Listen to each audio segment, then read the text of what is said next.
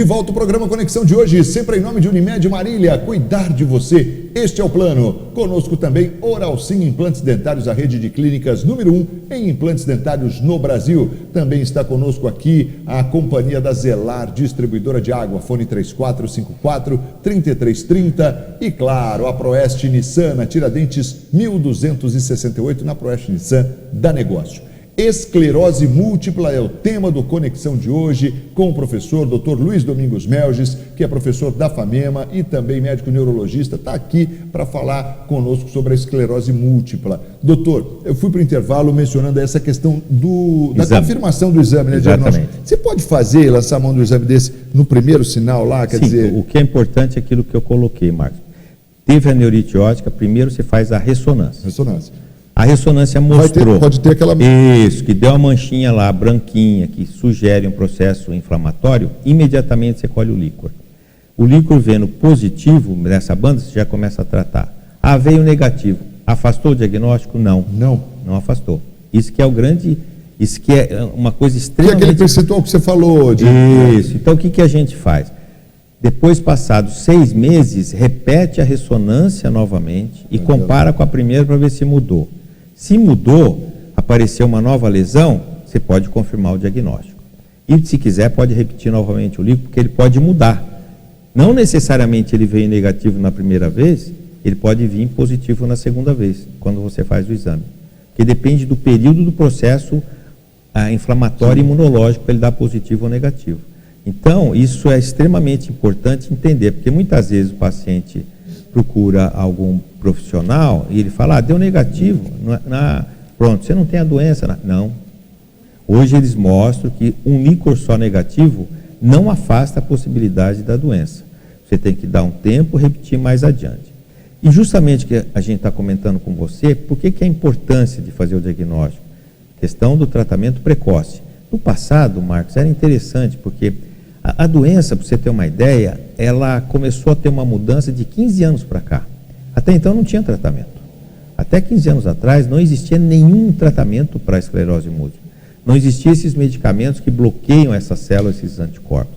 Só que a coisa foi evoluindo de uma forma tão intensa que hoje, nos últimos 2, 3 anos, nós temos medicamentos específicos que atuam só nessas células comprometidas. Quer dizer, foi uma coisa assim, uma revolução no tratamento da doença. Então, hoje, os medicamentos têm essa ação extremamente seletiva, que vão bloquear somente essas células. E com isso, o paciente pode ter uma vida absolutamente normal, né? E não levar, como levavam antigamente, depois de 10 anos da doença, o paciente começava a apresentar uma incapacidade grande, incapacidade física, dificuldade para andar, alterações visuais, alterações na parte cognitiva, na capacidade de memória. Então, isso era a rotina que tinha no paciente com a esclerose múltipla.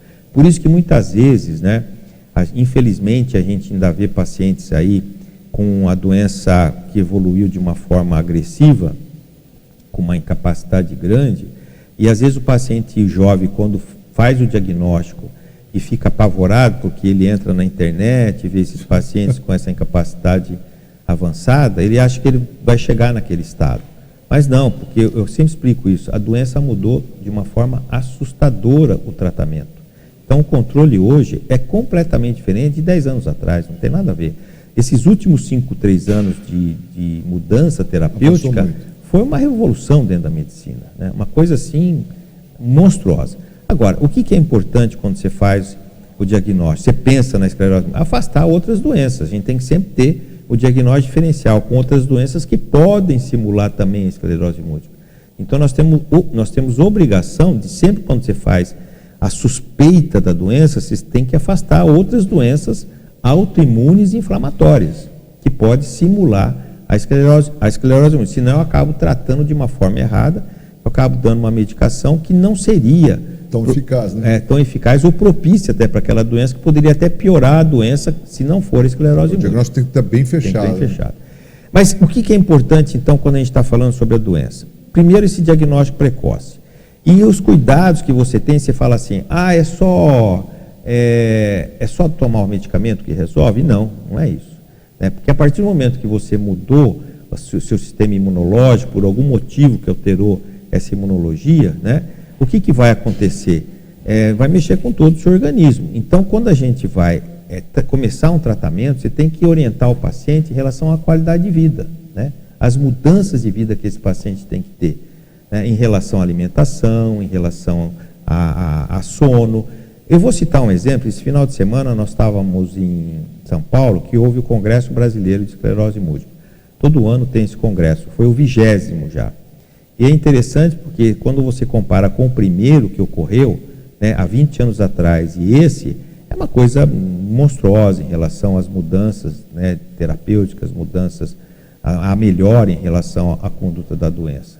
E ele estava comentando, um colega, que ele atendeu um profissional médico que trabalhava também na área da radiologia. Olha que interessante. Era um médico, radiologista jovem, 28 anos, 29 anos, que ele sentiu quando ele teve um sintoma, ele falou assim, nossa, acho que eu estou com esclerose múltipla. Qual que foi o primeiro sintoma que ele teve?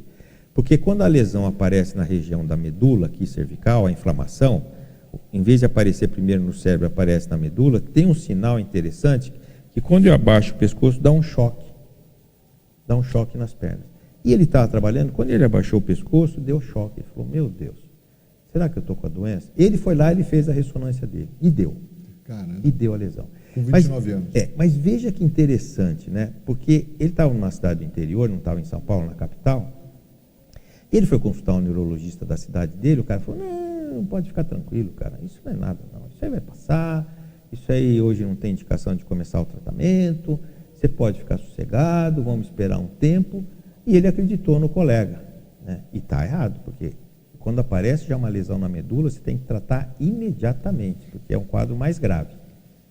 Mais grave que quando aparece no cérebro. E ele continuou trabalhando, de repente, passados 6 meses, ele teve outro surto grave. Aí ele sentiu uma paralisia nas pernas. Quando ele sentiu isso, ele foi para São Paulo e procurou esse colega que eu estava conversando com ele, contando toda a história, e ele fez o diagnóstico e falou, olha, você está com uma doença mesmo. Ele já estava desconfiado, claro. Aí ele começou o tratamento, só que a vida dele era uma loucura, né? Então ele fala que a vida dele estava assim, trabalhando de domingo, de sábado, não tinha tempo para nada. O que ele fez? Ele mudou-se, saiu da cidade que ele trabalhava, foi para uma cidade, acho que do interior de Santa Catarina ou de Curitiba, não me lembro, mudou a vida dele, certo? Falou, tem que mudar minha vida, porque eu tenho que mudar minha qualidade de vida. Fazendo o tratamento, hoje ele está absolutamente normal, tomando essas medicações que eu falei, essas de nova geração, esses novos medicamentos, e está tendo uma vida absolutamente normal. E a qualidade de vida dele mudou. Então, eu acho que isso que é importante também. Não é só a medicação, não é só medicamento. Você tem que mudar a sua vida. Porque se você não muda a sua vida, se você continua naquele ritmo, só o medicamento não vai conseguir bloquear a doença. Você vai ter os fatores imunológicos que estão mudando, né, que estão atacando também o seu sistema imunológico, que não é só aquele gatilho que ocorreu provavelmente por causa de um vírus, né? Olha, tá aí, a gente está conversando aqui hoje com o Dr. Melge sobre esclerose múltipla no programa Conexão. Doutor, mas eu queria, até para que a gente pensasse mesmo sobre essa questão, que a população tivesse atento a isso, você mencionou aí a questão... Tem mais, deixa eu falar outros sintomas. Então, o mais comum é a neuritiose. Agora, tem outro sintoma também que é muito interessante, aliás, eu ia citar e havia esquecido, foi bom você me lembrar. Nós atendemos uma vez um rapaz, né, um jovem, adolescente, 15 anos de idade. E qual que era o sintoma dele? Labirintite. Ele tinha um quadro de labirintite. Procurou um colega da cidade, fez a tomografia, não deu nada. A tomografia não faz diagnóstico. Não faz. É a ressonância. O colega lá fez a tomografia, não achou nada, falou, não tem nada não, pode ficar tranquilo. Quadro de labirintite. Labirintite. Deu um medicamento, passado uns 15 dias, ele melhorou. Melhorou do sintoma, ficou. Passados 6 meses, veio novamente com tudo. 15 anos de idade, ele já estava com 16. Veio com tudo, que derrubou, passou mal, procurou novamente esse colega. Novamente uma tomografia. Não deu nada. Aí ele desconfiou que alguma coisa de errado estava, ele procurou, né, um outro profissional, quando ele fez a ressonância, encaminhou para a gente, que estava cheio de lesões já, cheio de processo inflamatório, pegando essa região do labirinto, pegando a região... Então, esse rapaz, hoje ele está muito bem, né? Ele começou até na época com uma nova medicação que tinha sido lançada no mercado, e esse medicamento realmente estava, assim, revolucionando o tratamento. Hoje já faz 11 anos que ele toma essa medicação, fez faculdade, estudou, está trabalhando, Quer dizer, está tendo uma vida absolutamente normal. Mudou o ritmo, fez o tratamento adequado. Então, esse sintoma que também é importante. Você vai voltar para falar de mais sintomas, doutor. Rapidinho, eu vou para o intervalo. Esse intervalo tem a participação do doutor Marcelo Rodrigues, que fala de saúde bucal aqui no programa Conexão, da nossa querida Oral Sim Implantes Dentários. E a gente vai para o intervalo na sequência com Proeste, Nissan, Unimed Marília e Zelar, distribuidora de água. Vamos lá. Eu recebo agora o doutor Marcelo Rodrigues, da nossa querida Oral Sim. Tudo bem, doutor? Marcos, tudo bem? Tudo jóia. Doutor, olha, muita gente querendo saber, o implante dentário provoca mau hálito? Olha, essa é uma questão muito comum mesmo. As pessoas têm essa visão, essa impressão de que vai causar mau hálito. Mas a gente tem que entender que tanto o dente quanto o implante dentário, quando não bem higienizados, quando você não tem o cuidado de usar o fio dental, a escovação rotineira, elas acabam trazendo mau hálito. E ainda por cima, doenças muito mais graves, como processos inflamatórios de gengiva, sangramento.